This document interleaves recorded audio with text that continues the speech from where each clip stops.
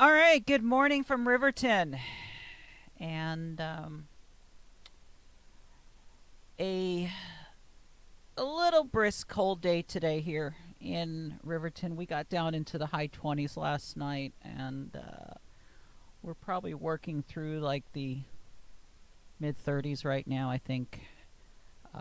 The heater is on, so we are kind of crisp here, a little bit crisp here today, and that's pretty much what's going on here. We're gonna go ahead and let's hope that this let's hope that we can load up some folks to come on board and check us out, because we're gonna talk about a few things that are going on right now.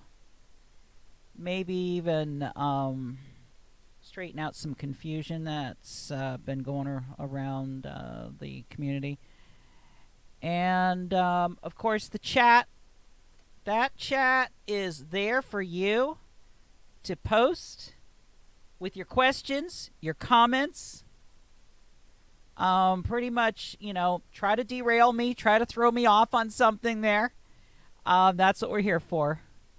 We'll be here for the next hour or so just chatting and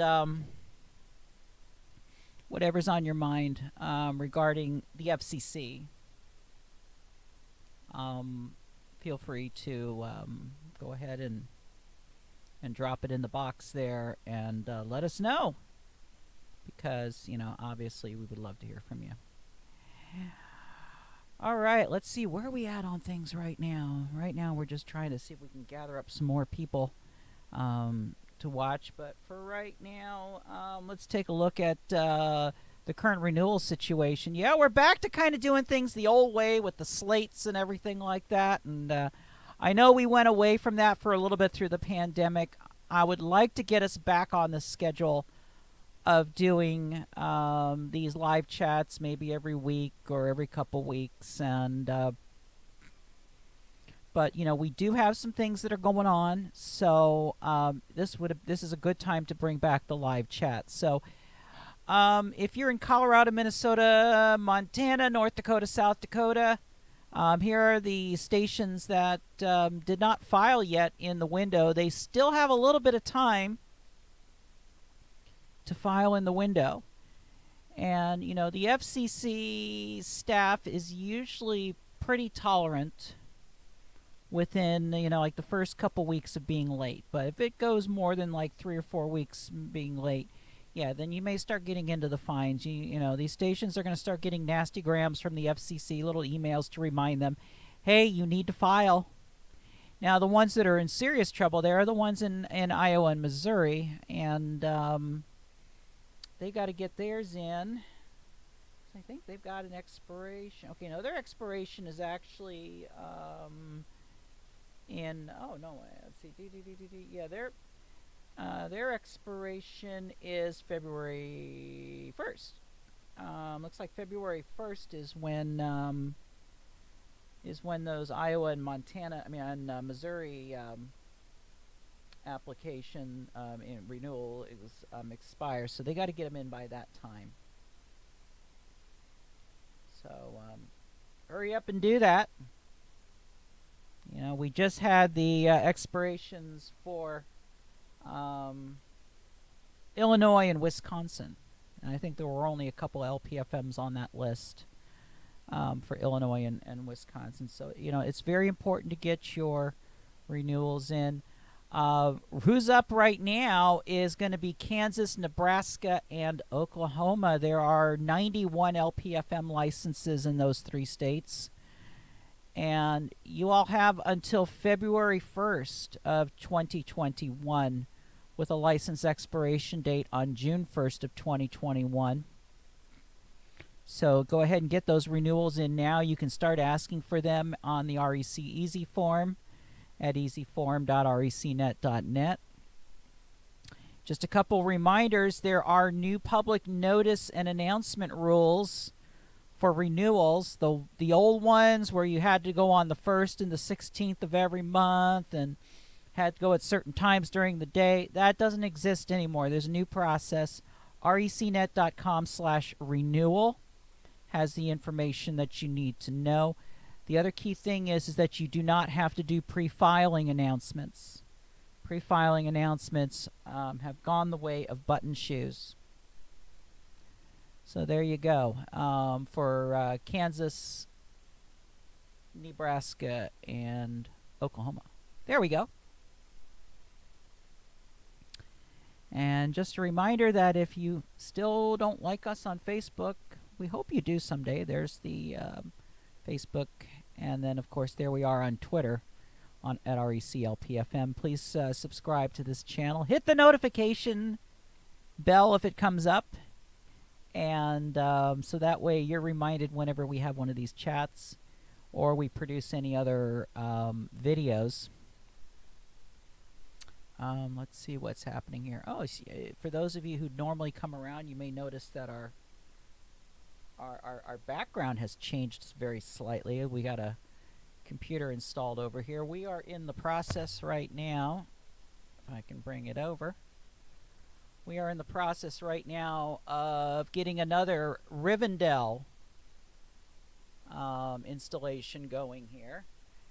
And this Rivendell installation is going to be used for REC Delmarva FM. We are breaking off the installation from the J1 box. Now we've always ran the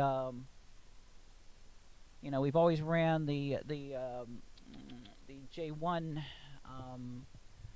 single automation system over here, so we can head on over here and take a look and see. Obviously there's our Rivendell system right now, and right now that is running 4 channels. That's running the 3 J1 channels as well as the REC Delmarva FM, which formerly REC FM. So we're moving that to another box. Couple reasons. Number one, we want it in a different location in the house here. And second of all, we need to do it for time zone reasons. The interesting thing about J1 is J1. Obviously we started J1 back in 2000, back in Arizona. And, in Arizona, they changed their time for no one. So we came up with this great concept called REC Operations Time, which we still use to this day. And basically what it is it's the time in Arizona, because the time zone doesn't shift between daylight and standard time. And that is the same for Japan. So it was a beautiful scheduling compatibility break that we could have by doing that. So that's exactly what we did. And we've always done that. The problem was that when we started this day, when we started the REC FM, which is now Delmarva FM, we started it on an, we're running that one on an Eastern advanced schedule. So that means every time around standard, around time changes, I would have to go in and change all the grids around on the Rivendell to adjust everything back 1 hour, adjust everything forward 1 hour. Yeah, we're getting rid of that. We're gonna let J1, which runs very well, because it is tuned to the Japanese, the Japan time zone, Japan Standard Time. We're going to let that box run on its own, and then we're going to bring this one over for the time zones. So, and not to mention, this also gives us more capacity in both boxes. So now I can rip off all the music off of the J1 box that normally doesn't air on J1 and move it over to here. And we do have another channel, hopefully, that will be eventually taking its place. We're currently running right now on J1 a Christmas special channel. And this one is just running off of the Media CP auto DJ functionality. It's not even coming into here yet. We are planning on maybe having it come in here for the latter part of the holidays. And then we will be eventually using that channel for other purposes, which I'm not ready to announce yet. But I will say this is that the J1 Christmas content on that special channel is available only for those who have the J1 mobile app, the official J1 mobile app. You can also use it to listen to Pacifica programming during the day on REC Delmarva FM. That channel is on that same app. And that's the official J1 app that does not have ads. It will show up in Google Play under REC Networks. It will show up in Apple as Riverton Radio Project Association. And that's because Apple is anal. Anal. Anal Apple. What can I say? Me, no big fan of Apple. I am not a fan of Apple. I'm sorry. And, they're making it worse for individual developers and for those who, for the small folk to be able to get on. They have just too many barriers where it comes to being able to put a mobile app up. And it's to the point of where it may not even be worth it. And especially when your market share, and I don't know how many of you others out there have mobile apps, but maybe it's just me, but is it that the Android apps have about 80 to 90% of the market share? At least in my app installations, they seem to. For what it's worth, for my app installations, that seems to be the point. Anyway, we are digressing all over the place here. Your comments, please, and your questions right up there in the box up there, and put them into the live chat. Question coming in regarding the commissioners. We're going to talk at great length about what's going to be happening at the commission here over the next couple months, over the next, into mid-January when the next Congress comes into session, and after the presidential inauguration day. We'll talk about that more at the tail end of what we've got here today. So what else we've got? What else have we got agendized here? Let's talk about a couple of rulemakings. Let's talk about some of the rulemakings that are currently going on right now. MD Docket 2270, which was the application fees for all the various services, including amateur radio and commercial broadcasting. We've passed the reply deadline. I was surprised to not see comments from certain parties in the reply phase. Now, I'm going to check right now as we're talking here to see if there's any new comments in there from, like, for example, the NAB. The NAB never filed reply comments that I'm aware of, unless they had just done so. No, there were actually very few reply comments that were filed in the application fees proceeding. REC, the Forest Industries Telecommunications, representing land mobile users in the forestry conservation industry, the Enterprise Wireless Alliance, the Wireless Infrastructure Association, let's see, AGC Systems LLC, which looks like they're talking about the amateur radio fees, Verizon, for those of us who remember the Wookiee Satellite Radio Network, and EchoStar Hughes. They were the only ones that really commented in the replies, and we kind of took the lead on the replies, I guess, in relationship to broadcasting. I'm also surprised that the ARRL didn't file any reply comments, but, I guess they had nothing further to say, or, really, because nobody really opposed the amateur radio. Nobody said, hey, we oppose the opposition. We are for amateur radio fees. Charge the hams $50 a go. Nobody did that. And um, so obviously we didn't, obviously the ARRL didn't had no reason to come in and file and make reply comments. And with that said, um, as far as the NAB goes, I guess nobody really came in and said anything that would piss off the NAB. So, we actually, REC's comments actually were kind of in line with the NAB. And they were kind of in line with the ARRL, although we disagreed with the ARRL on the concept of fee waivers only for those who are under 26. There's a lot of technical reasons why that can't happen. Everything from discrimination to information theft would be involved, and there would be a whole new set of liabilities for a lot of folks if the FCC was to start. I mean, if the volunteer examiner coordinators and the FCC started to not just collect but retain personal information that they probably should not have.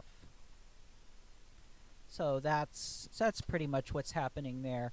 We're just waiting on, so we're just waiting for obviously the FCC to make a decision on that. The other one is, which we'll probably get a decision on much sooner, is 20-343, which is the FCC inquiry into the application caps in the upcoming non-commercial educational FM window, which is scheduled for, or not scheduled yet, but it's projected for 2021. We don't have exact dates yet. We're thinking probably around April.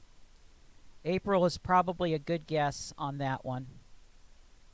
And of course, the issue on that one was regarding the application caps. And, the FCC wanted to do the same thing that was done in 2007, which was to make the application cap at 10 applications that can be filed by any one organization or any one party in the upcoming filing window. And REC came in, after consultation with others. I am involved on calls where a few of us radioactive folks meet up every so often, and we discuss these issues. I discuss these issues with other stakeholders. There's a lot that goes on. See, when this is a common misnomer, is that whatever's on Michi's mind goes into comments. And while that is somewhat true, what goes into the mind does get circulated among some others at times. And, and then we go, and especially if it's an issue that directly involves LPFM, that directly involves community radio, I do like to throw ideas off of people, and I do like to bring up ideas in the calls. And one of the ideas that I had brought up was, reducing the 10 cap based on the factual data that we had done on this window. And that is the fact that there's going to be very little to no metro urban availability in this upcoming window. This is mainly a rural and deep rural initiative. There will be some, there will be some areas. Texarkana, for example, is a prime spot. And believe it or not, but there's also a possibility of some prime spots in portions of New Jersey, if you can get around the whole WPVI Channel 6 issue. That's that's going to be the big issue for New Jersey. So we went in with 5, and we even clued in there. We acknowledged, because there were some that wanted only 2. Educational Media Foundation, these folks, K-Love, Air One.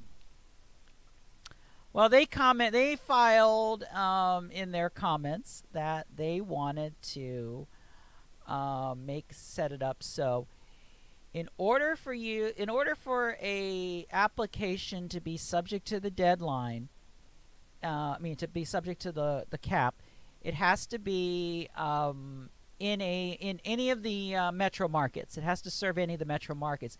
And then they threw a caveat in there in footnotes. They snuck this one in there.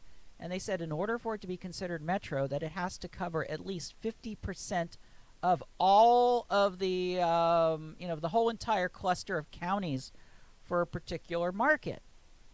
And, and we're out there at the same time in comments saying, there's no availability in most of these markets. And we showed a brief map because we had, at the time we had produced, at the time the comments were done, we had the 6-minute maps that were already produced. Those were the original ones that we produced, the ones that didn't have the great detail.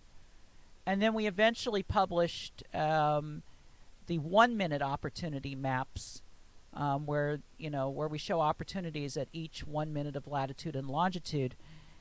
And and obviously, and then we came in reply. And so this is what they wanted. EMF wanted. I know I'm veering off here, but what EMF wanted is they wanted to say, hey, if they're considered a metro area, if they're considered in market, yeah, the 10 cap would apply. However, if they are outside of all counties, all Arbitron Nielsen audio counties, then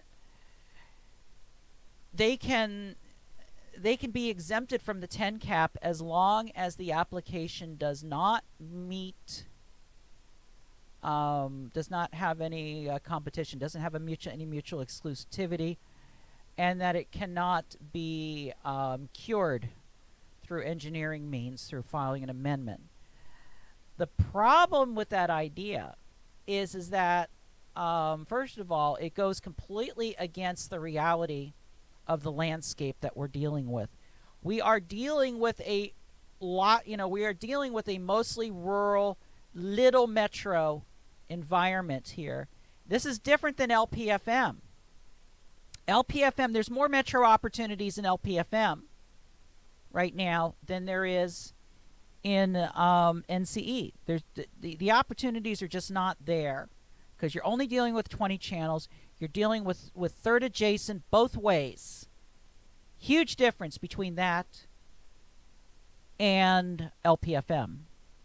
That's why it is easier to get an LPFM than it is to get an NCE, full power NCE.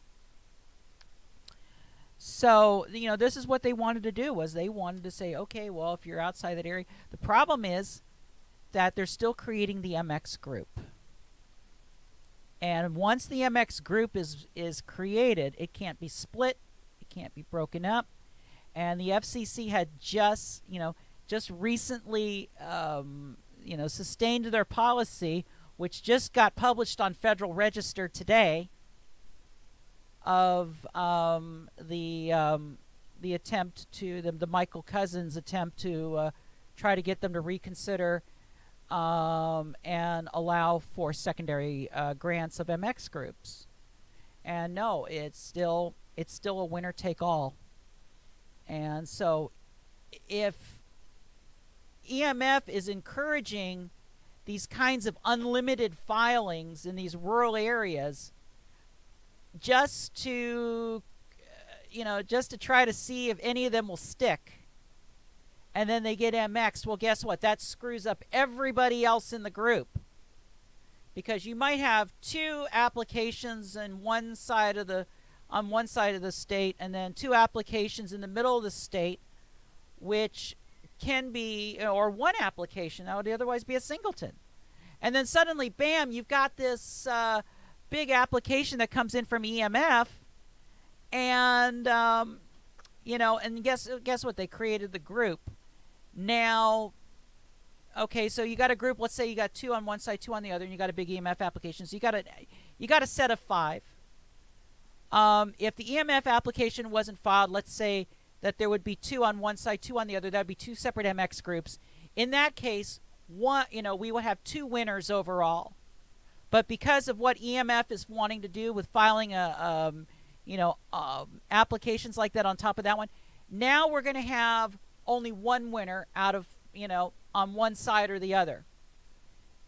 This is crazy stuff. This is really crazy stuff that they're proposing. So we kind of blew that one out of the water, and then of course they went in on us on why they think that a national service that is programmed out of California, it creates this that there is this very local need for this kind of broadcasting, where especially when we have, especially in cases where there's local organizations that are waiting in line to get a station. I'm sorry, but we need a national ownership cap on FM, on full service NCE. Somebody has gotten a little too big for their britches. Yes, I'm talking to you, California. I'm talking to you, EMF. And then all the little smaller groups out here, Tupelo, Mississippi, Smile FM, AFA, all of them. There are just so many of them out there now of these fringe groups. And they're the ones that are going to be filing in this window. And this is the reason why we need a 5 cap. The 5 cap will allow a smaller public radio organization to be able to expand and add more local communities. But it will not, but still, it will not allow this mass expansion of the mega empires of the out-of-state out-of-state NCE organizations that have abused the rules, that have abused the process, and have abused Spectrum. And I want to say thank you. Shout outs to Common Frequency. Todd Urich at Common Frequency gets a shout out this week for some really good reply comments in this proceeding from Common Frequency in support of the 5 cap. I think we also had comments from Triangle down in North Carolina. And they've been fighting. They've been doing some fighting. They've been on the front lines filing objections against translators. And they're not going after the Section 5 issues. They are going more after the NCE organizations that are using translators for commercial purposes. Basically, they're leasing them to commercial organizations and still trying to get around the filing fees and reg fees and such. And so that's pretty much that's pretty much what's going on there. So that is, so that's pretty much where we're at. It was REC, in the reply comments, it was REC, EMF. NPR did get in on the reply comments. NPR did play in the reply, and they actually mostly supported the 10 cap, and mostly supported, I don't believe that they supported what EMF wanted, but they did support the original plan of a 10 cap. Let's see. I don't think we had any other majors come in on that reply comment period. So there we go. Oh God, I'm losing viewers. What am I doing? What am I doing? For those who are sticking around, thank you. Thank you very much for sticking around. And we're going to get off of this. We're going to get off of this subject right now because right now we are just waiting for the FCC to eventually reach a decision on that, and we feel that that's going to happen at that time.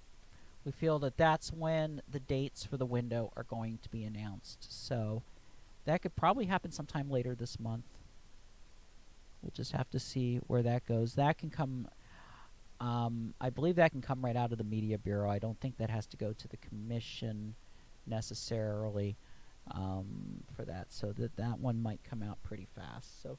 But let's take a look at a couple of the other rulemakings that are in the fire right now. Let's take a look at MB Docket 20-299, which is coming up for comments later this month on Christmas Eve, out of all days. Now, 20-299 is in response to a few things that took place over the past couple years, where the Russian government and their Operation Radio Sputnik was buying time on AM stations. They were buying time on HD streams, on HD channels. And therefore, those who were listening on a translator in Washington, D.C., were able to hear Russian propaganda, they call it propaganda, Russian propaganda programming on Radio Sputnik on their FM radio. And I guess some people were just too uneasy about this, and there was a lot of pressure put on that I believe Chairman Pai just initiated this proceeding. And what they're asking for is they're saying, we need to put restrictions on, we need to put disclosures on these broadcasts. We also had another incident that took place in the West, and this was on what's called a 325 authorization, Section 325I, I believe it is, of the Commission rules. No, 325B, I think it is, requires that a foreign broadcast station, like one in Mexico, that wants to originate their programming, their studios in the United States, send the programming down to Mexico to have it rebroadcasted for an American audience. They have to get a specific authorization from the Federal Communications Commission. This is also known as the Border Blaster Law. And at the time, it was just to assure that stations that are doing this are playing by some of the U.S. rules and such, even though they're operating on a Mexican transmitter. And this was to prevent, the original intention of the law many years ago was to prevent the 500,000 watt, 150,000 watt XERB kind of, Wolfman Jack or the snake oil salesman. I don't know if Brother Stare was ever on a border blaster, but back in the 30s and 40s, and so they had these border blaster stations, and that's what this rule has to do. That's what that 325 law has to do with. But anyway, there was a Chinese organization that was trying to get a 325 to use 690 in Rosarita Beach, which is the old mighty 690, the old XETRA, I think it's now XEWW or something like that. And they would broadcast programming into the United States, just like the 690 spot has done for many years. There was issues raised that the organization, I think it was Phoenix TV, had some very close ties to the Chinese Communist government. And so what this rule is intended to do is to say, hey, if you are carrying programming that is coming from the foreign government like this, then you have to disclose it. You have to disclose what they're saying, who provided the programming.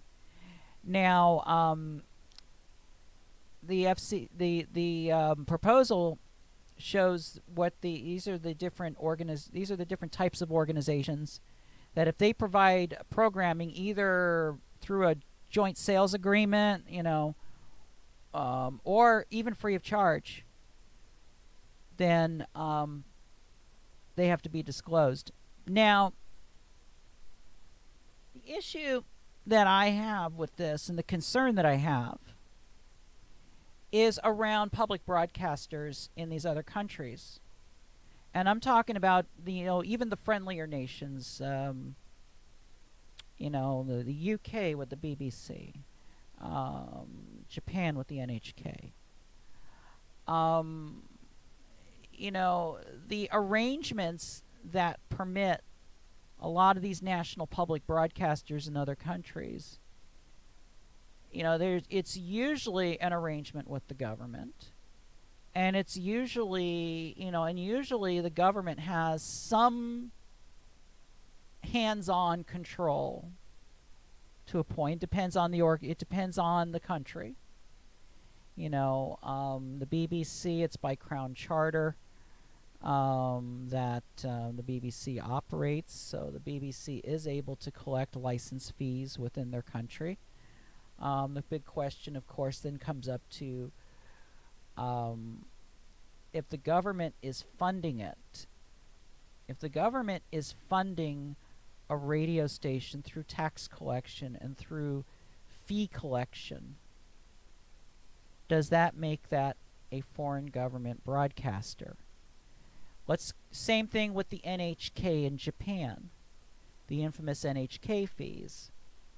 Legally, you are required to pay your license fees. And, like in the UK and such, license fees, they can pay them at the post office, they can, in various places. How much of a connection does there have to be between the broadcaster and the government to fall under this point? Because for those of you who might be carrying programming from the BBC, from NHK, from Deutsche Welle, from Radio France Internationale, are you now going to have to run these disclaimers? Then we have shows out there, including one that airs on Delmarva FM and as well as on some other Pacifica and other stations like that called the Shortwave Report, where they record broadcasts from different parts of the country. They'll include Radio Sputnik. They'll include Radio Havana, Cuba. They may include China Radio International, which are all true. All three of those are true bona fide government broadcasters. Are they now going to have to put a huge disclaimer at the beginning of their show? And if so, how's it going to sound? Because the proposed disclaimer has to do with the government, and also too, the government did not directly give the station the programming. So where's the liability? These are the issues that REC will be discussing in this proceeding. We are concerned about the friendly nations.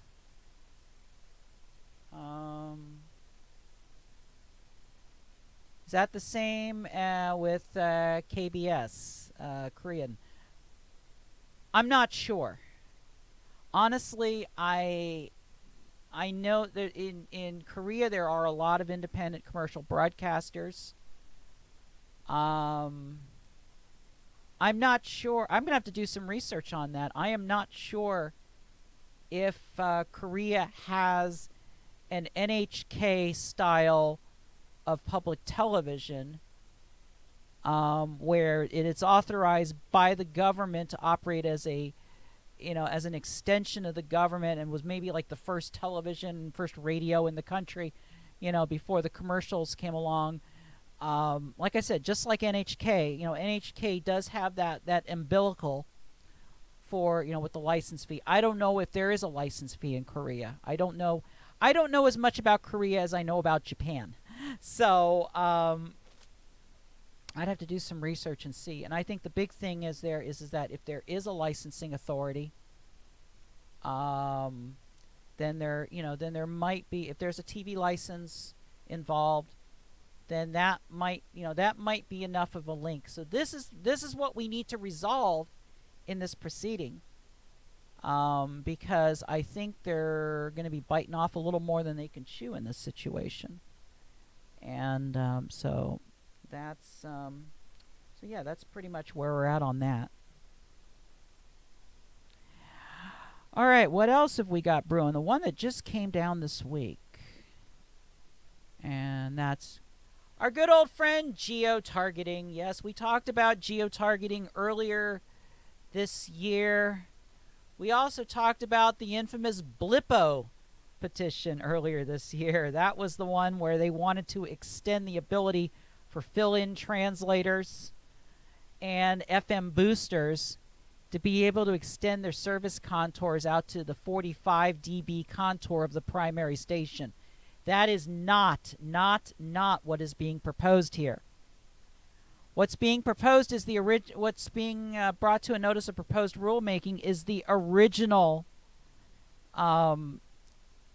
Geo Broadcast Systems petition, which was to allow FM boosters to be able to break away from their normal programming, carrying the primary station, to carrying inserts. Basically, it's ad insertion is what it is. It's ad insertion for FM boosters.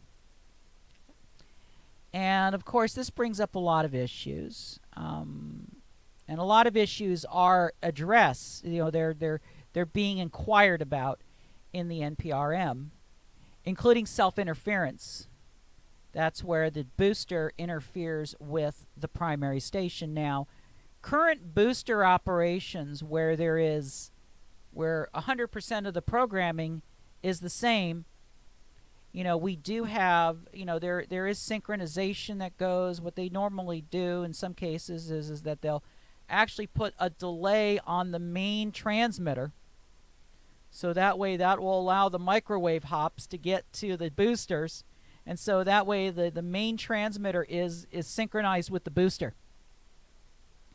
And so that way when you're traveling in an area where the radio is able to pick up both the booster and it's able to pick up the primary station, it's there is this thing called capture effect. I don't know if you're familiar with FM radio, you're familiar with capture effect. And so the idea is it's got to capture the stronger signal. It's got to capture that stronger signal. And the problem is that there's cases where it's going to be switching in and out and in and out and in and out. And when that happens, and the two transmitters are running different programming, what is the listener going to hear? The listener's going to hear garbage. Now, there's the other type of booster that I always talk about. I always differentiate boosters into two. The boosters where there is line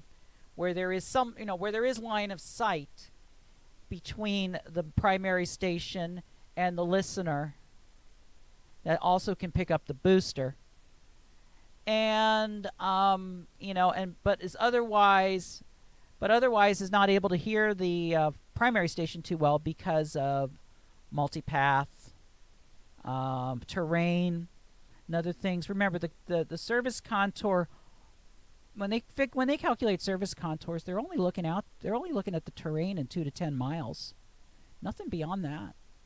That's why we have stations like KWSV that have these really weird contours. Now, KWSV LP in Simi Valley, California, is actually a good example of the second type of booster that I mentioned. I'm going to mention here, and it's what I call a hard terrain booster. A hard terrain booster is just that. There is a huge mountain that separates the primary station from the unserved area, the area that that primary station can't get into. But for whatever reason, that unserved area is still within the service contour of the primary station.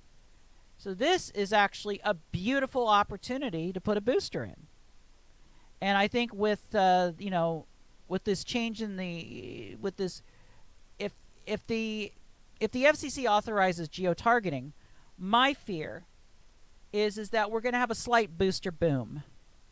We're going to have some broadcasters that this might be the reason for them to put a booster in. This might be the reason to invest the money, invest the tens of thousands of dollars and the site rentals of so much per month to justify putting in a booster. And the thing is they can do this anytime.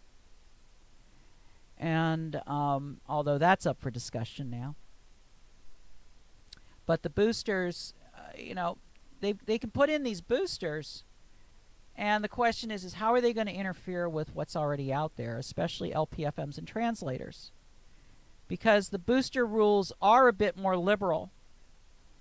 Boosters only have to protect first adjacent channels as well as intermediate frequency if the booster is over 100 watts. They do not have to protect first as co-channel.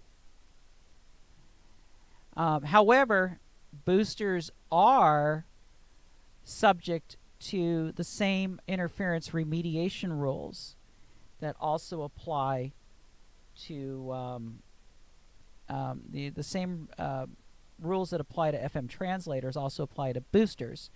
So if you're a small LPFM and you get interference from a new booster, you just collect up the number of complaints that you have to for that area, making sure everybody's within the 45 dB area, making sure there's that 20 UD ratio and all that stuff, and you can submit a interference package against an FM booster the same way that you can do against an FM translator.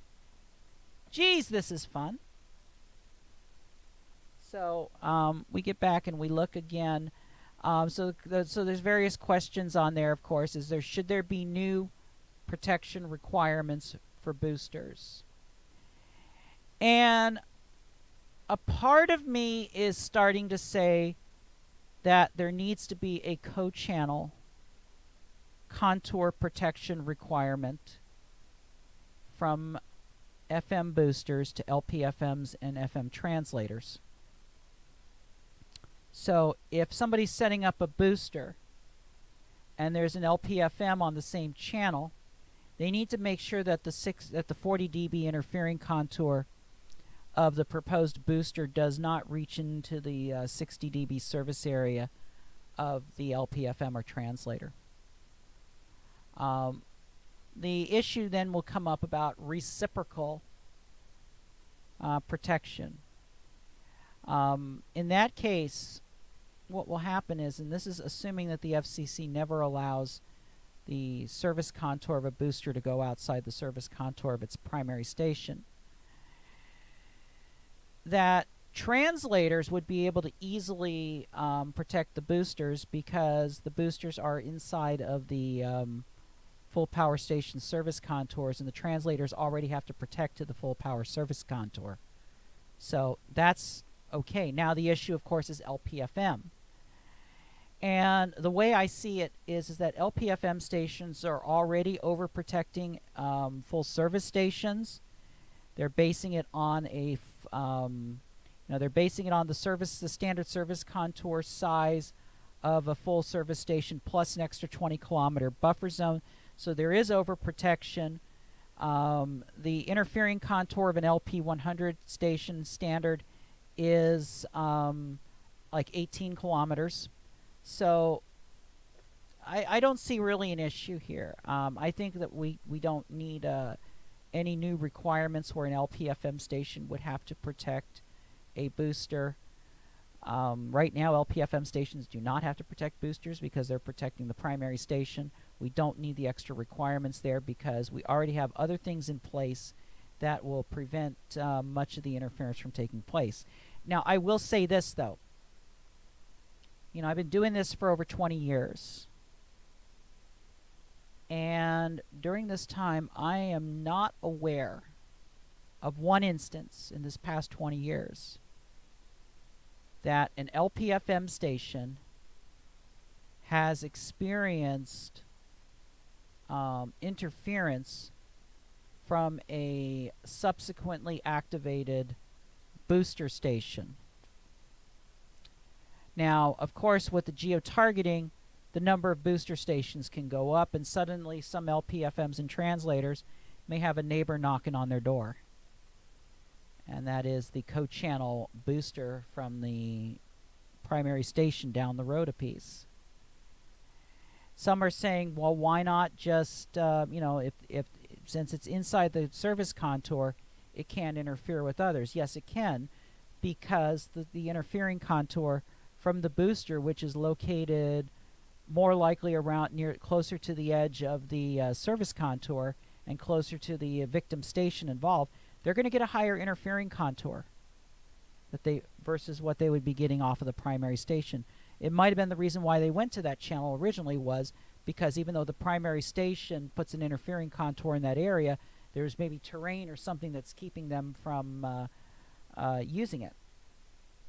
And so that's where we're at there. Should there be a limit on the number of boosters is another question on there, and I'm saying no. I really don't feel that there's a need for a numeric limit on boosters.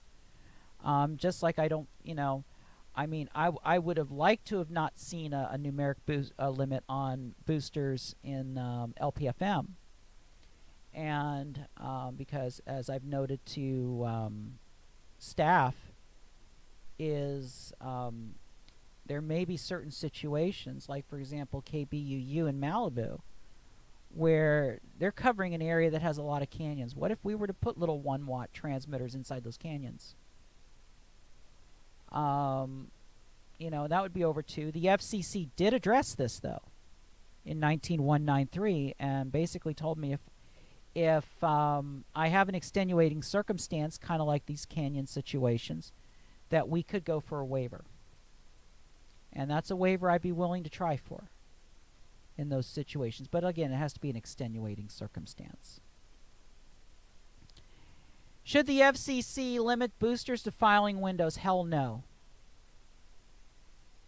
Boosters need to be available at any time, keeping in mind that demographics change, populations shift. Stations discover that they've got listeners and that they have potential listeners in areas. No. We must keep the boosters available at any time that any station needs one. Should NCE and LPFM stations be allowed to use geotargeting? Why not? Or the concept, not necessarily. Now, this is the one confusion that the FCC even had in this NPRM, was they think that this geotargeting is some kind of an exact product or technology, kind of like HD radio, where it's proprietary. Well, it's not. All this is ad insertion. And if a non-commercial organization wants to, especially one with a hard terrain booster, wants to put separate underwriting acknowledgement announcements on the booster versus what's on the primary station, they should be allowed to do that. Especially if the underwriting is in response to funding the booster. Gee, isn't this simple? And then, of course, the last item, which we've already talked about, is, what impacts does the geotargeting have on other services like LPFM, FM translators, and full power? And of course, the issue is, like I said, if the FCC, as long as the FCC keeps the technical rules where they are, or even tightens them up a little bit with, like, for example, a co-channel protection requirement, then we're just talking about program content here. This is an audio chain issue, which I think the worst that can happen is listener inconvenience because of self-interference on line of sight boosters. That's going to be the issue. But this is up for, we don't have a comment date on this yet because it still has yet to be published in the Federal Register. So once it's published in the Federal Register, we will, of course, announce when that's going to be happening. All right, we already talked at great length about the NCE window already. Again, we don't know exactly when it's going to be. There's a lot of information at recnet.com in regards to the window. I am taking shows of interest right now from organizations who want to participate in this window. First, check the opportunity maps at recnet.com to make sure that you're actually in an area where there might even be a remote chance of being able to get a station. Few things to remember. First of all, there's going to be a lot of competition for these channels in a lot of places. We talked about the whole MX issue. We talked about the national organizations, and we talked about the whole winner-takes-all concept that the FCC wants to maintain where it comes to handling mutual exclusivity. So, I mean, just keep those things in mind. Just keep in mind that if you're an LPFM station and you're wanting to go to a full-service non-commercial, that you are going to have to most likely change your channel, because the channel that you're on right now, especially if you're above 92, if you're above 92.1, you're not going to be able to use your channel, because the only channels that are going to be available are the 20 down and in the low end of the band. So, I mean, these are some of the things.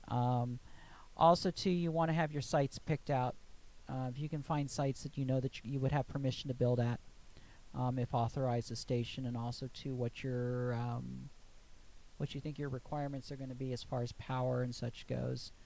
The FCC does give preference to the higher powered facilities.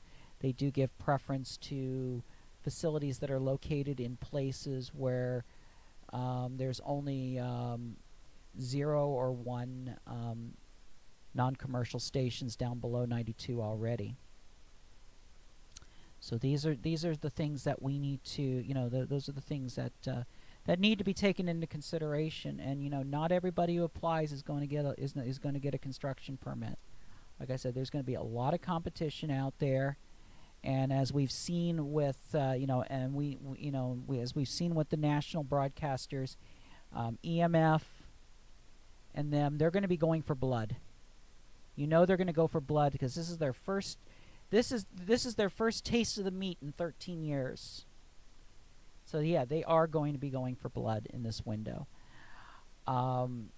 Keeping in mind, going back to the whole first or second educational service piece, that's the 307B priority, as we call it here. If an application is able to propose a service that puts a 60 dB contour over in an area where there's at least 2,000 people that currently do not get any, that are not within the 60 dBu of any other full power NCE station below 92, they have priority over everything. They have what they call a fair distribution priority, or 307B priority, and they can take all the marbles. And this includes EMF.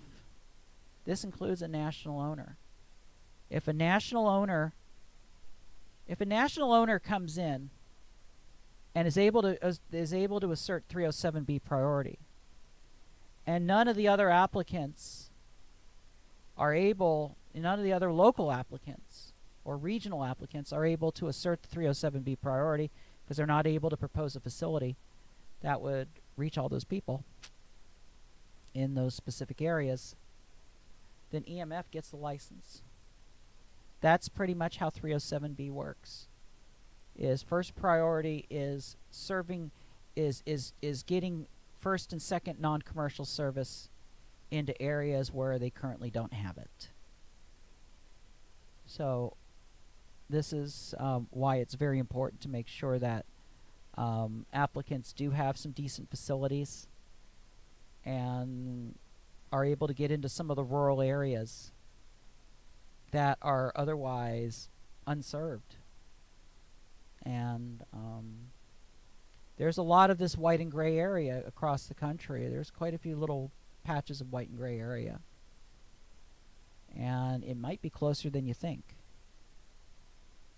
So just some things to think about on that.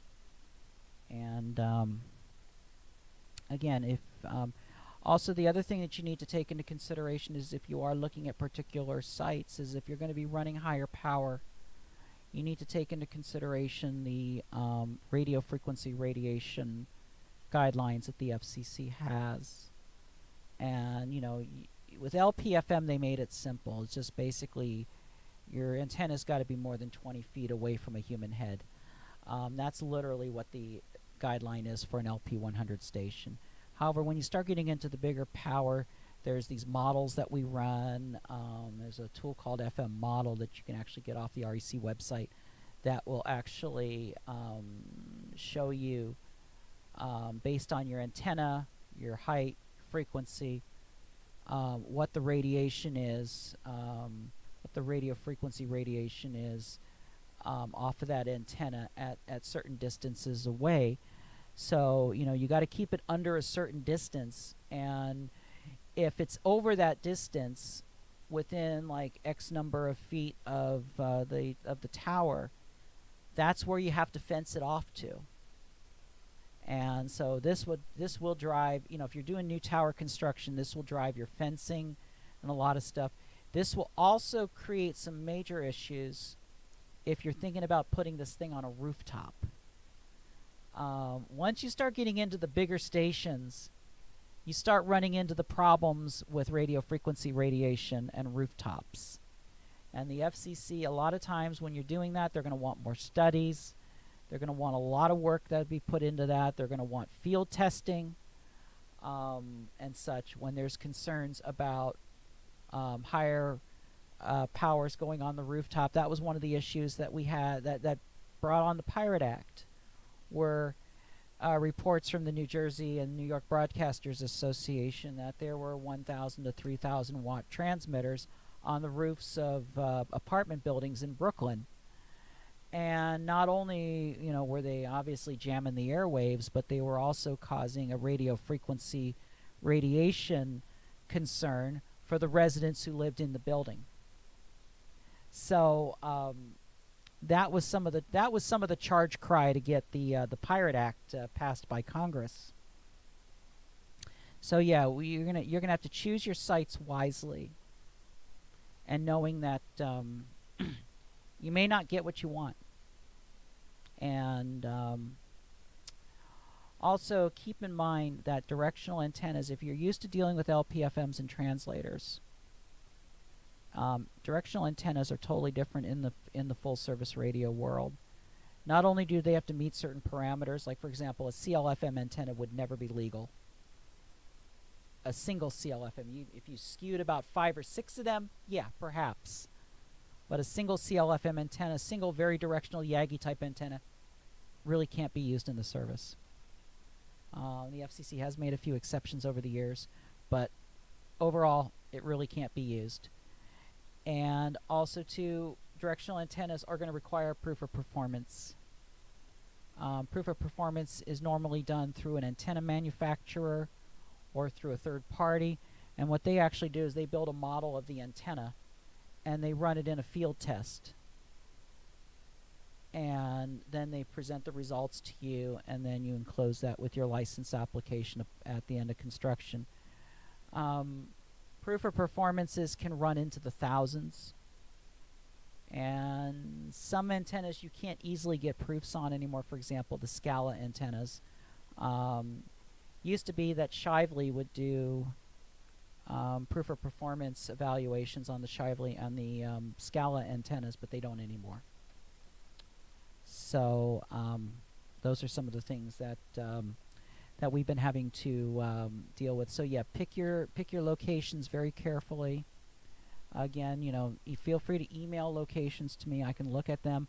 I can even kind of look at them from the radio frequency radiation perspective. I can look at those preliminarily.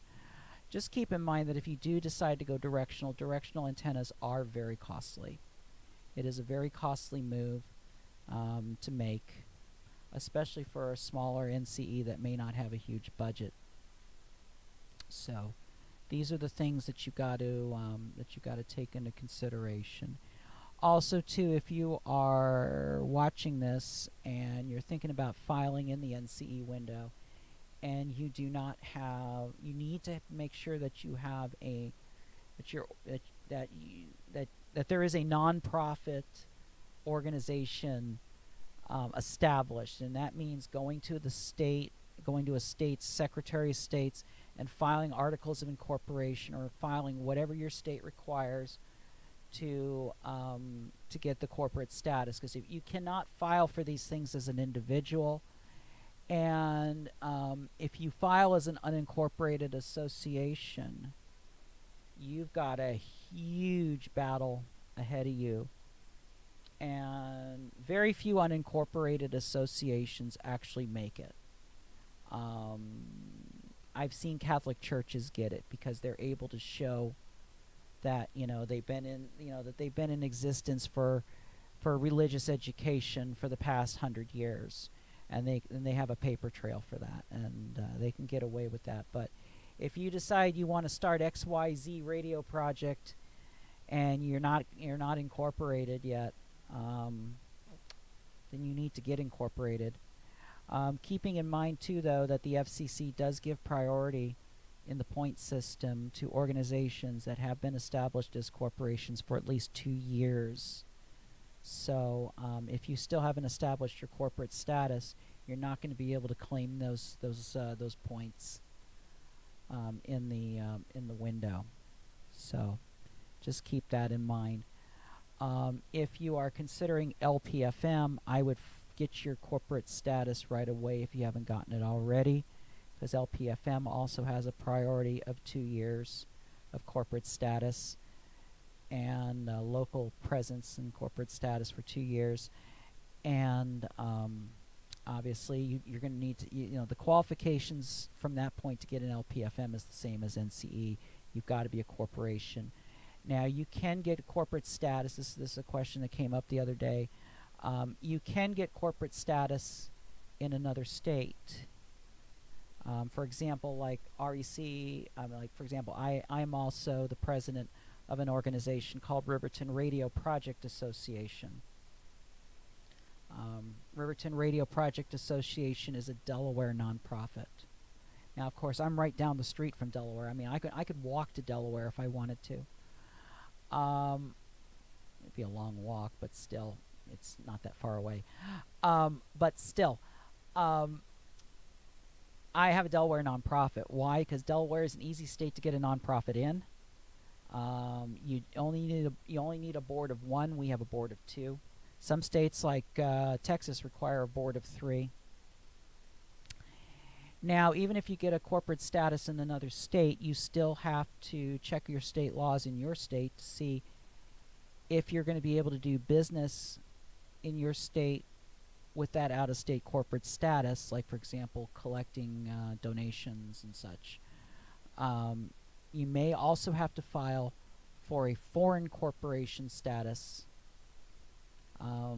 in your own state. So, like, for example, here in my situation, once we get this thing going and if we start collecting fundraising and doing stuff like that, yeah, then I'm going to have to file in Maryland as a foreign corporation, a Riverton Radio Project Corporation, a Delaware corporation.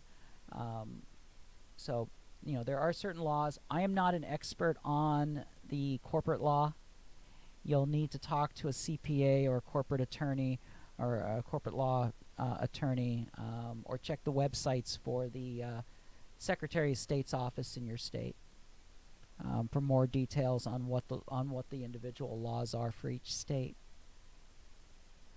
And then we can go from there. So these are the things. And also too, if you're a new organization, you need to of course be an educational organization that has some kind of an educational goal. Those goals need to be outlined in a statement that will be made to the FCC.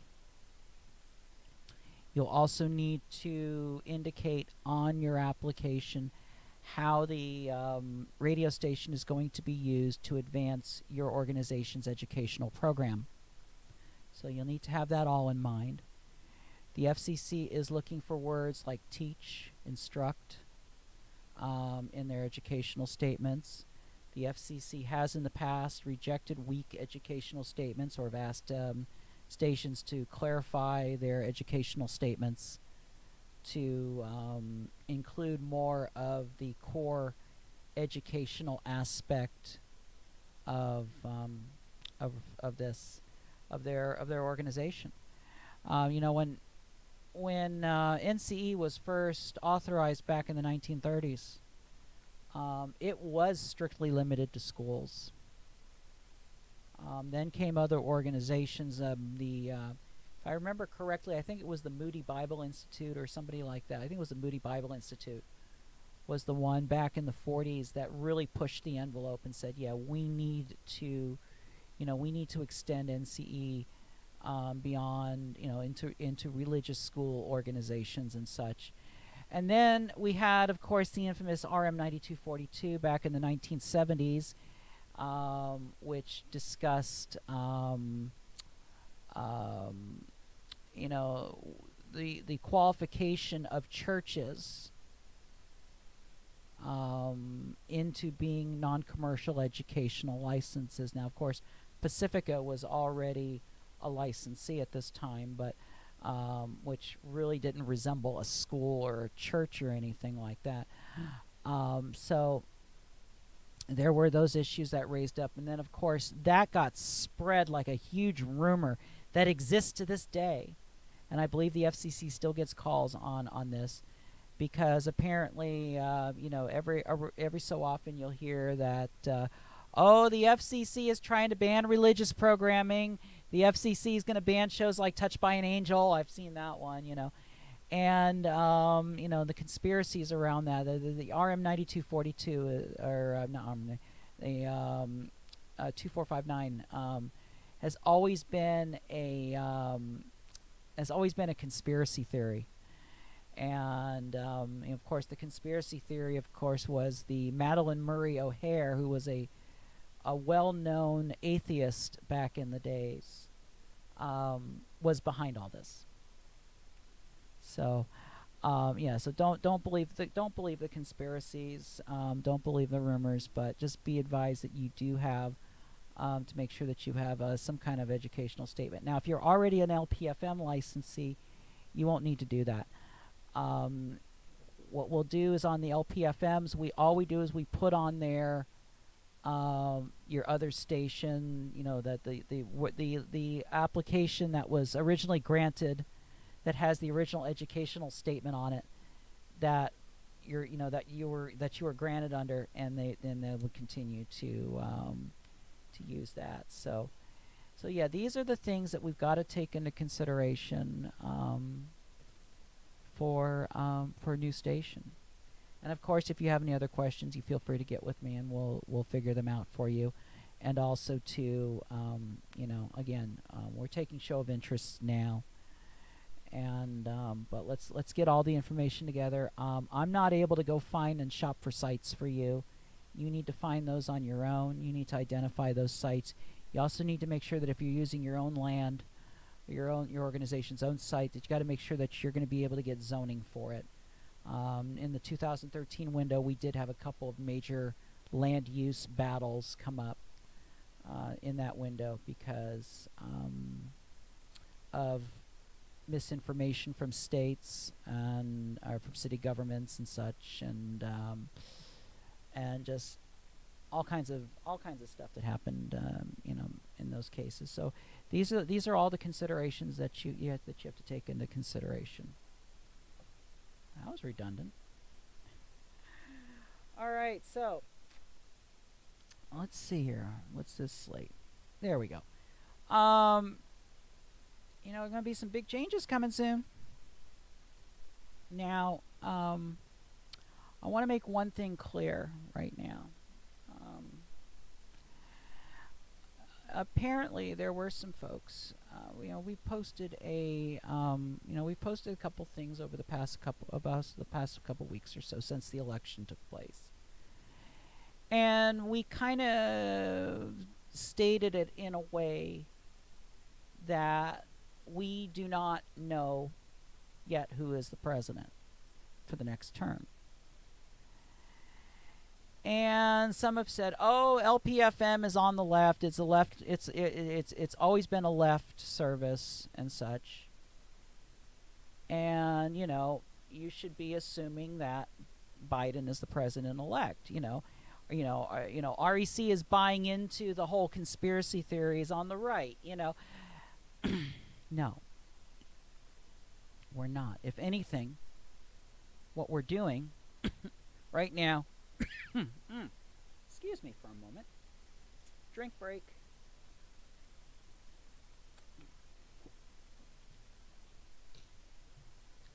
What is it? Diet Pepsi for a whole new generation. All right. So the truth of the matter is that that yes. In the 1990s, it was very much the establishment of low power FM was very much a liberal left side undertaking. That was the case, and I think everybody recognizes that if it wasn't for left activism in the 1990s, especially after the passage of the Telecom Act. And some of the radio revolt that took place with the pirate operations of the late 90s, we wouldn't have LPFM today. this service would not exist. And but at the time, we had a very friendly FCC. We didn't have a friendly Congress, but we did have a friendly FCC that made it happen. But if you look at the numbers from over the last 20 years, the numbers kind of show that there might be, that you're going to have groups of stations that are extreme left. You're going to have groups of stations that are extreme right, and there are some extreme right LPFM stations out there. And then you've got the middle. You've got the centrists. You've got the middle side, which is the big chunk, because they really don't necessarily, they may not take a political stand. They may not take that kind of a stand. And, and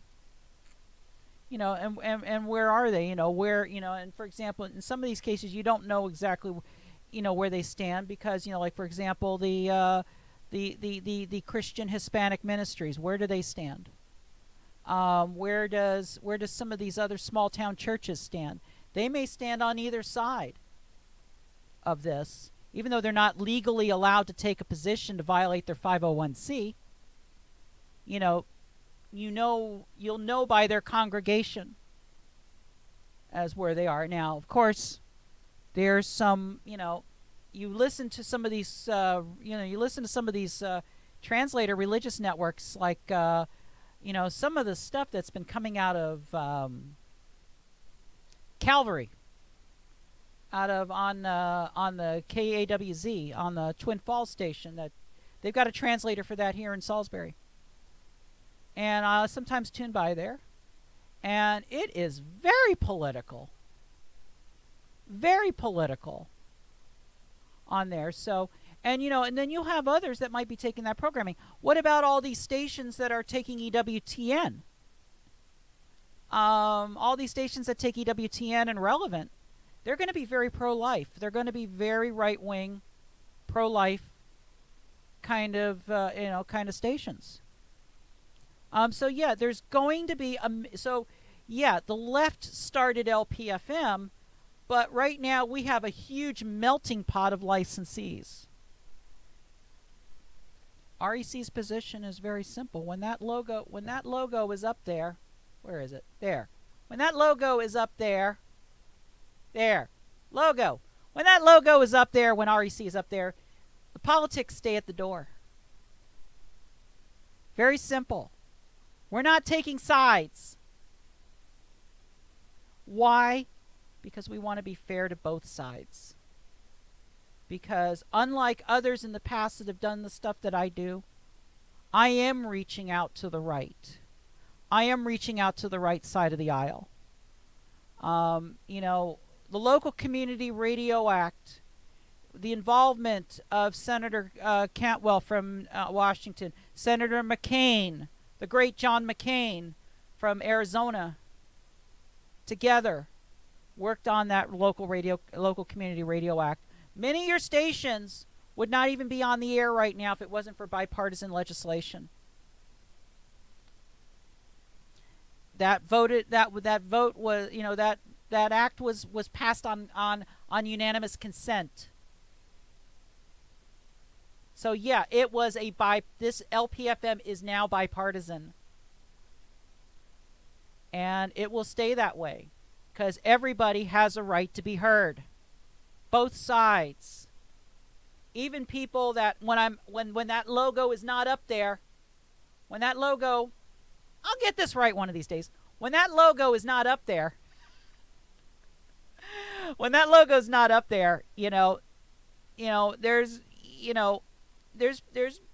obviously there's people out there that want my extermination. They want me to be put in a concentration camp. Okay? But guess what? They have just as much right to have an LPFM station as somebody who carries Pacifica. Okay? So this is all about fairness. This is all about fairness to everybody. And that's why when the REC light is on, the politics are off. Those who know me personally know that I have some very strong political views. But I can't let it impact the way that I am defending LPFM, that I'm advocating for LPFM, non-commercial radio, community radio, or any other subject that I can in DC, and how I handle things with constituents. My constituents are from all over the political spectrum. They respect me, and I respect them. Simple as that. Simple as that. So yeah. So LPFM is no longer just a left-wing service. It is for everybody. And I will stand by that. I will stand by the intuition, and just know that when we're in DC sitting in front of the commission, once all this coronavirus stuff is over with, you know, we have everybody's interests in mind, not just a few. So with that said, we have to make a so with that, you know, I've been saying, you know, if Trump wins the election, if Biden wins the election, because right now the REC position is that we are not going to, because of the major issues that are going on right now with the results of this election, the issues that are being raised by one side, that we're not going to call this election until the joint the joint Senate Congress meeting, where they actually count and validate the electoral votes. Once the electoral votes are confirmed, then we will swing our strategy in one direction or the other. For right now, we are planning for both. So that means that while we talk about what's going to happen after the 22nd of January next year, what are we looking at? What kind of administration are we looking at? What kind of what kind of agenda are we looking at? These are the things that that are pivoting right now on that outcome of that election. And honestly, to be fair to both sides, I'm not going to call this until after the joint session. Once the joint session happens, then we'll call it. So for now, we look at both scenarios. Commissioners. Now, of course, we just recently got the news that Ajit Pai has announced that he's going to be departing the FCC after January 20th. Now, of course, that's a lot of that too is with the news reports that that Biden has won the election. Again, we're not calling it until the joint session. O'Reilly was never confirmed for the second term. So unless something happens between now and the next inauguration day, unless something happens between now and then, and O'Reilly was to magically get reconfirmed, O'Reilly's out as of the 20th of because his 5 years is coming up, and he hasn't been reconfirmed for the second term. Brendan Carr gets to stick around for a while. Brendan Carr will stay around on the Republican side till at least till the opening of the Senate in 2023. He's got another 5-year term that he could be reconfirmed for.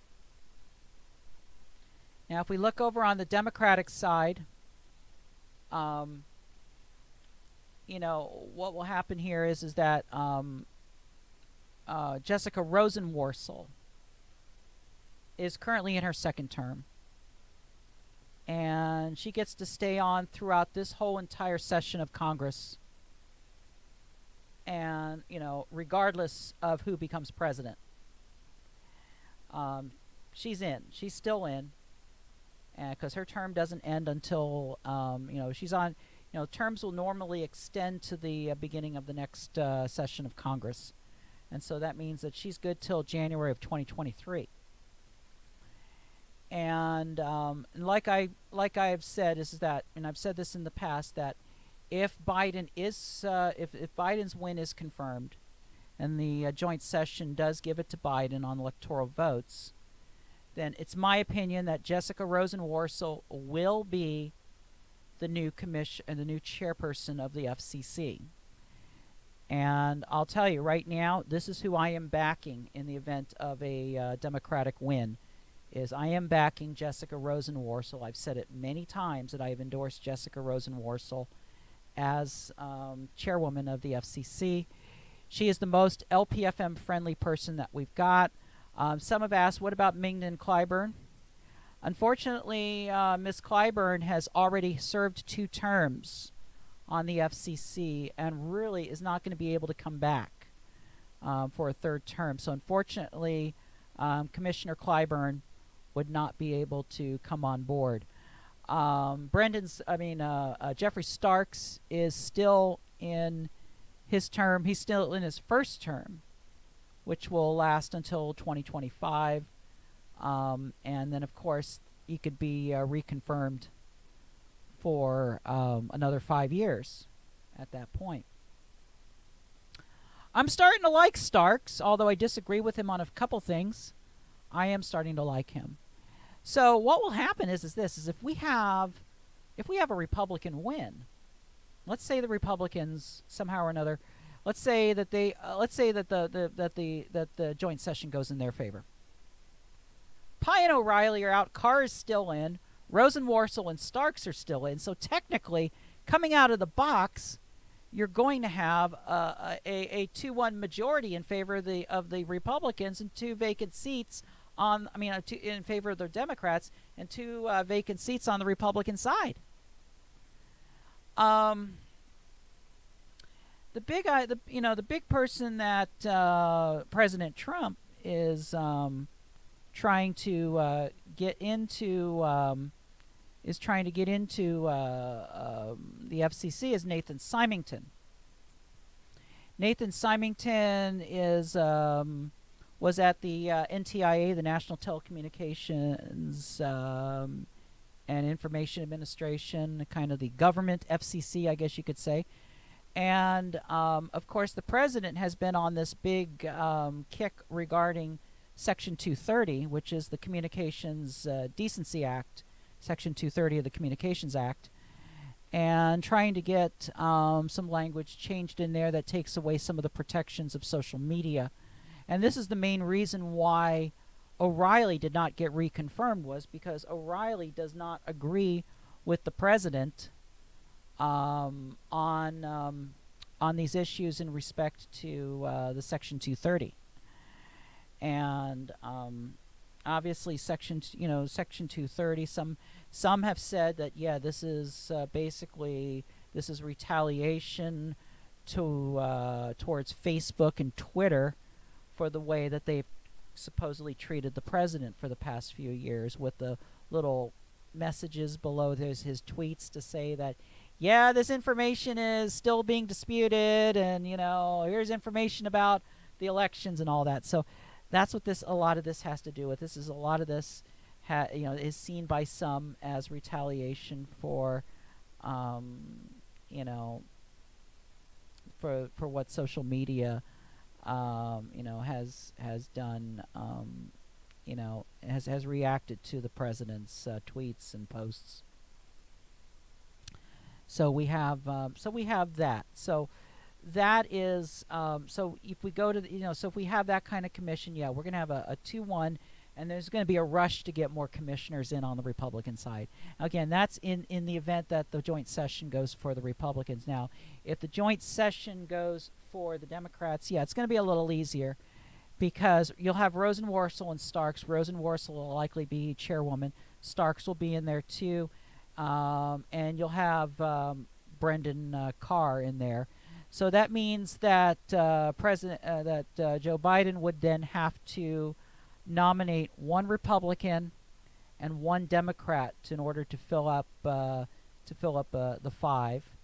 And then, of course, with Rosenworcel going off term in 2023, there will need to be a midterm confirmation on the commission, and then at that time, you know, Starks might be able to take the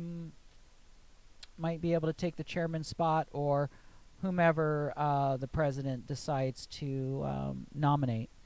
And then, of course, like I said, we have one on the Republican side that still needs to be nominated. And I can tell you right now that there will be a lot of resistance if Nathan Symington is nominated. And also, what's driving a lot of this too right now, is the uncertainty for the election that has not taken place yet. And that is the 2 Senate seats in Georgia that are in the runoff election. Because right now, if those 2 seats fall to the Democrats, then there's we got a 50-50 Senate, and the vice president would then be, and assuming that whoever becomes, whatever comes out of the joint session, again, whatever result comes out of the joint session, their vice president will be the one that's going to break all the ties in the Senate.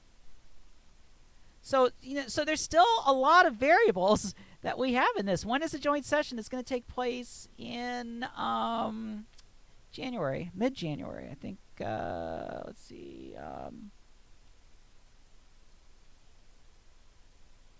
See if they have a. Let's see.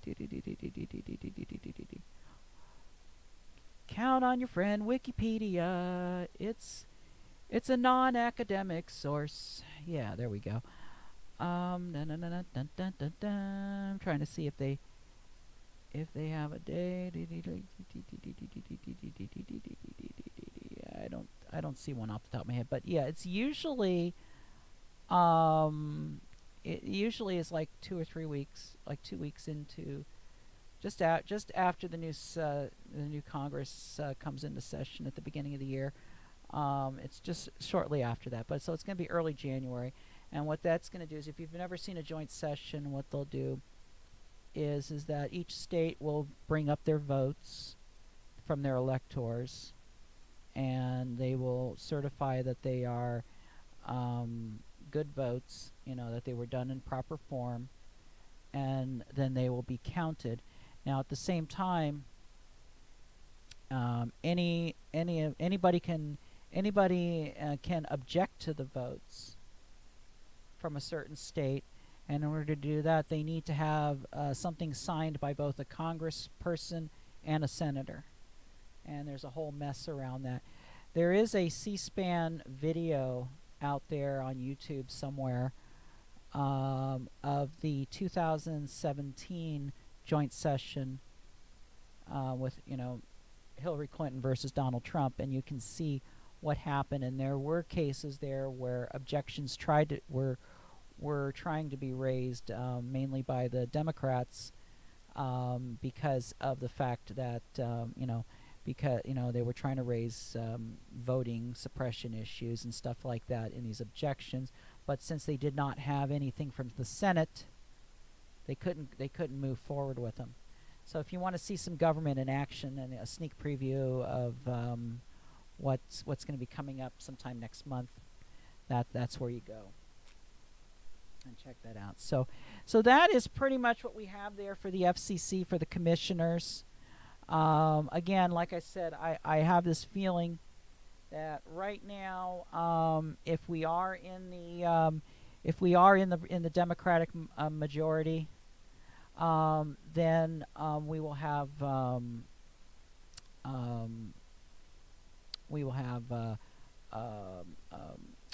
Jessica Rosenworcel be chairperson. If we are in a situation with if there would happen to be a Republican majority, it's hard to say. There is still the option for Chairman Pai to rescind his departure and stay on the commission, at least until Nathan Symington or somebody like that can be confirmed. Because President Trump is really trying to get Nathan Symington on this commission. And again, it all depends who wins what. And like I said, I'm not prepared to call it one way or the other until the joint session. And we need to take care of these issues because, I mean, obviously we got to have a legislative strategy because there may be some things that may come on the horizon. Myself, I would like personally, what I'd like to see in legislation.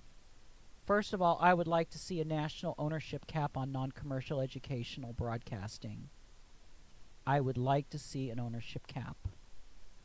We need to put organizations like EMF at bay, especially when they're precluding local broadcast opportunities. Now, one thing, though, I will give EMF credit for is that they are acquiring a lot of full-service commercial band and are not really as much interested in NCE as they used to be. Although they have picked up some NCE holdings, most of what they've been picking up have been commercial band holdings. Problem is that we have a commercial broadcast industry that is very much in some dire straits right now, financially. And right now, big organizations like EMF that have a huge donor base, that's where the money is. So they're coming in and they're acquiring these stations. Some may not agree with the message that they're carrying. And, because of the fact that they are non-commercial, that they're exempt from all the fees, they're tax exempt and all that. But I've said it before, be careful what you ask for. Because in the past, you always hear about, tax the churches, tax the churches. Well, guess what? If you tax the churches, you're also taxing all the other nonprofit organizations out there too, including non-commercial FM radio stations.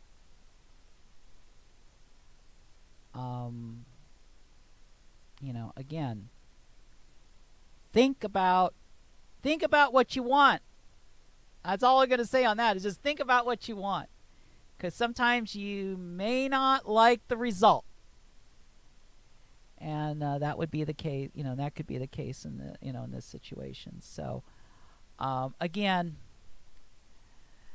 that's, that's kind of where we're at on that. And we'll just have to see where things go. If anybody has any questions, feel free to drop them in the chat now.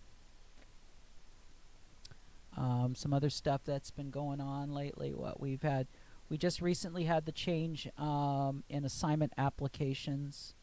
Assignment and transfer applications are now done in LMS instead of in CDBS. This is a big change for a lot of folks.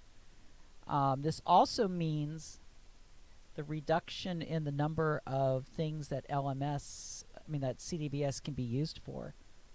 For broadcast, especially for LPFM, the only thing we're now doing in CDBS is special temporary authority applications, STAs, silent notifications, and such. Those are the only things now with everything going on.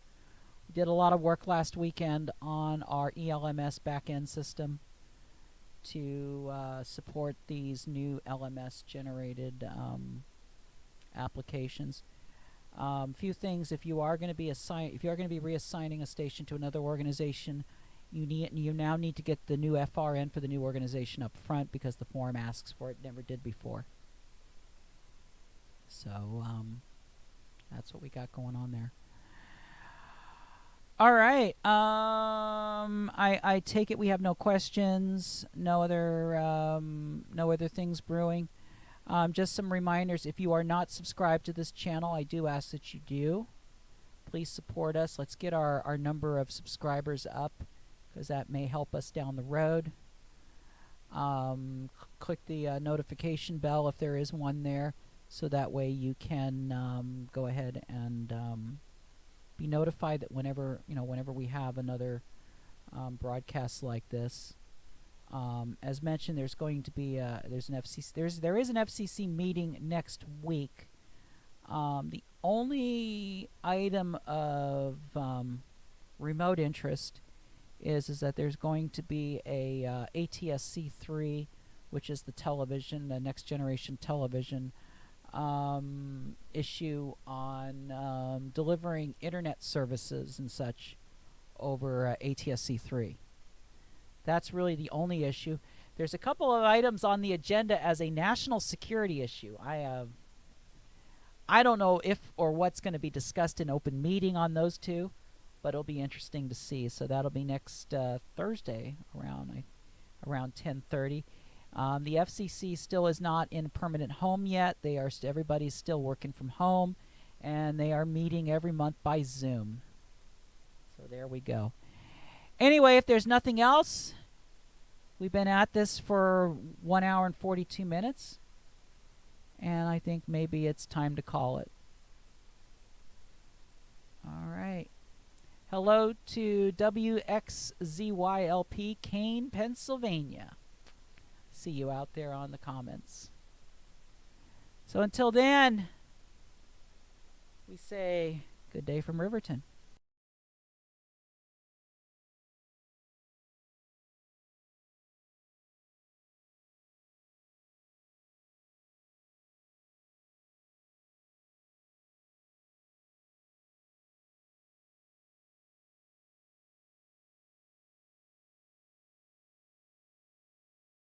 And why the heck did that stay up there?